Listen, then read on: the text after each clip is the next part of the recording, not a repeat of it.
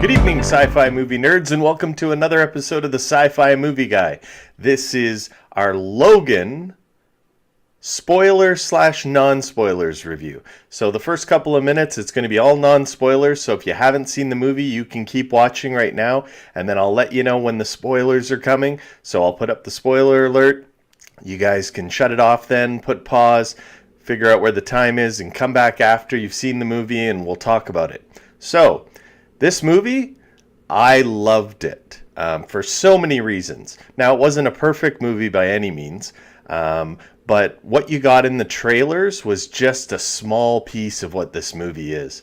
The action was amazing, the effects were great, but this movie, unlike other comic book movies and superhero movies, this movie had a great story. There was action, and then there was slow points, and during those slow points we got really good storytelling and character development. X-23, Laura, the little girl in the movie, she was phenomenal. She, again, we'll get more into it in the spoilers, but she did a really great job. I think this is one of Patrick Stewart's best performances.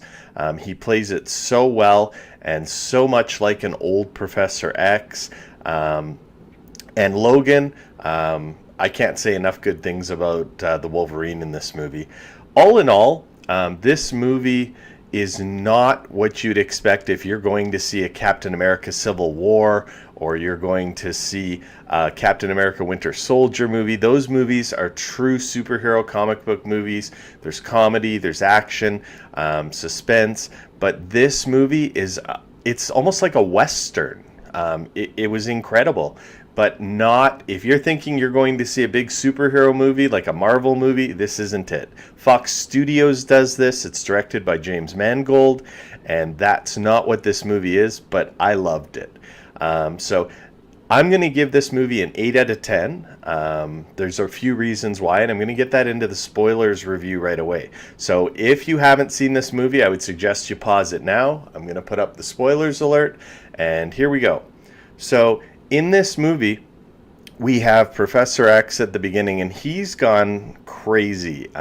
His brain is not right anymore, and because of all of his mutant powers, where he can control things and read the minds, his brain is just on overdrive, and he's exploring old age and senility.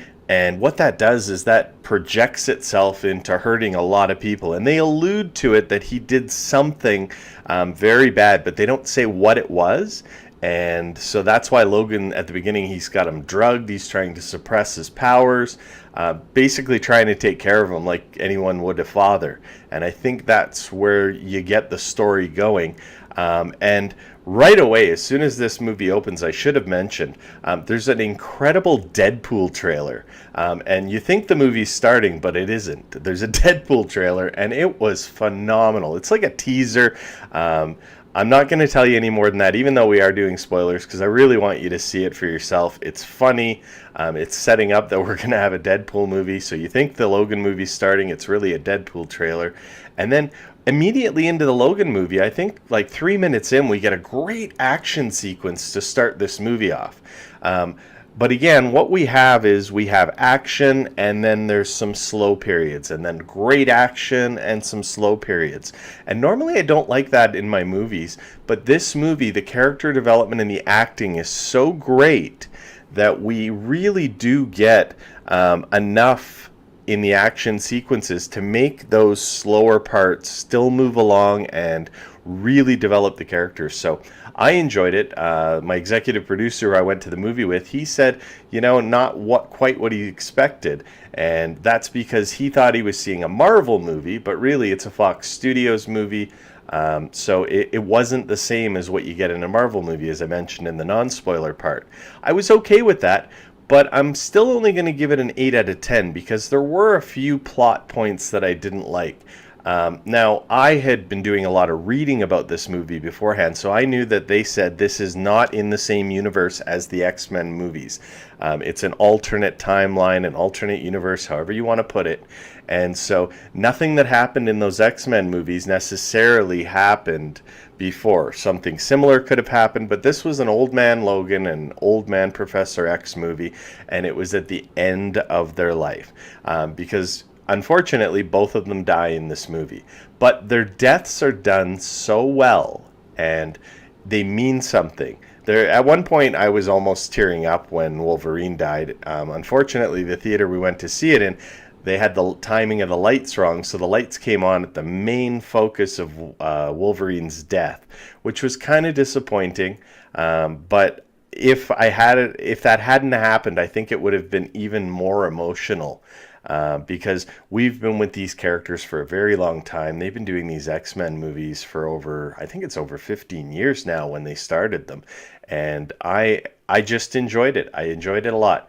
Now, again, I'm not giving it a 9.5 out of 10 like I did Captain America Civil War, because in certain places, I think some of the violence wasn't necessary. I know I'm getting a lot of looks from the guys over there that are saying, no, it was great. But I'm not huge of blood and guts and gore just for blood, guts, and gore. And I think they went a little overboard.